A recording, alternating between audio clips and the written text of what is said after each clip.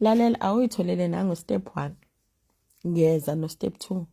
Awuyitholele nje lo step 1. Ngihleze ngisho ngithi mina uNkulunkulu ngendlela asithanda ngayo. Wasithanda kabi umdali.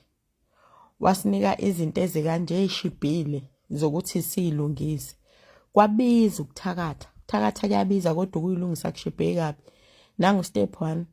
Thola lotion, sea salt no vinegar.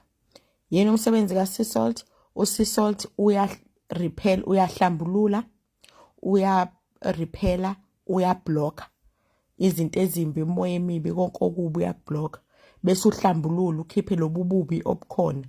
Njengoba unika i-taste ngisho ekudleni nawe ke mase uhlambululekile uzoba ne-taste nje kubantu udleke. Uvinegar ushintsha okubi ukuphendule kube okuhle. Uyabona nje masithi sicela kuguqule zonke iqalekise ezibhekiswe empilweni zethu zibe zibusiso, suke sikhuluma novinegar. Step 1 muhlanganisa lokho u2 ugeze once a week, chaza ukuthi 4 times a month or 3 consecutive